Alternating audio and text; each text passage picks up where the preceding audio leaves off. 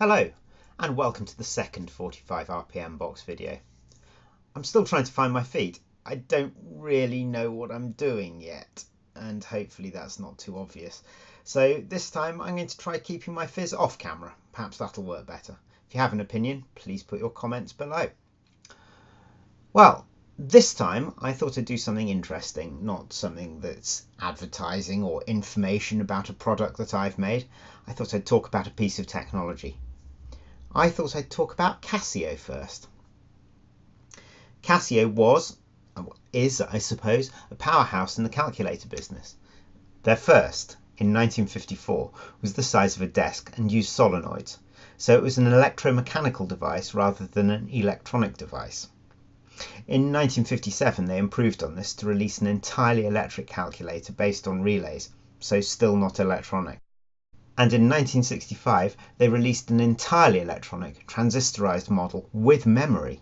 It still couldn't fit in your pocket though. The FX-501P that I want to discuss is a little later. It dates to the second half of the 1970s. The FX-501P features a single line 7-segment liquid crystal display with 10 digits and an additional 3-digit 7-segment display used to display exponents and program steps when entering or debugging programs. The display is covered with a yellow filter, supposedly to prevent ultraviolet radiation damage, but today it just looks dated, and if you look at the display on this one, it didn't work very well either.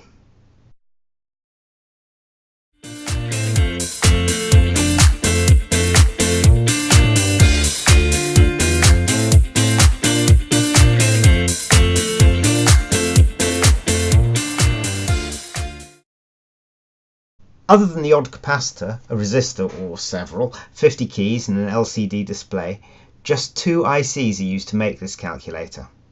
A Hitachi HD 43108 and an Hitachi HD 43109. They were only used in these Casio calculators.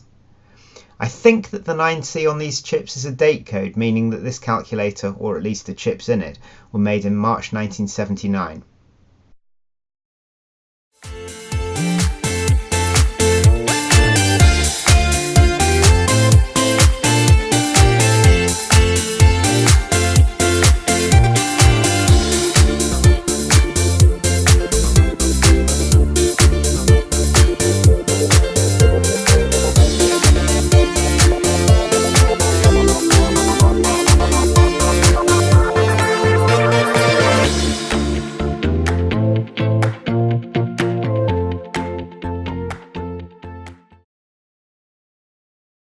The CPU is 4-bit, which would give it an address space of 16 bytes.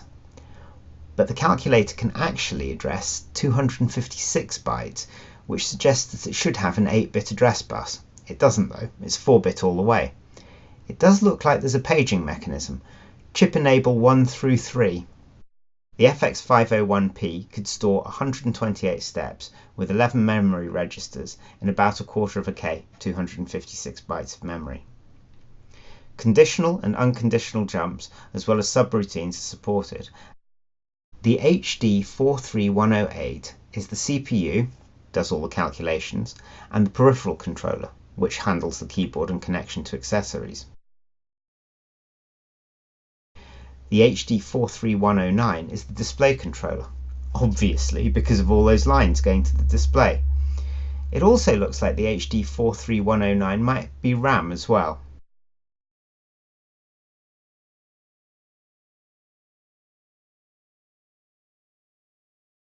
The programming model employed was keystroke programming, by which each key pressed was recorded and later played back.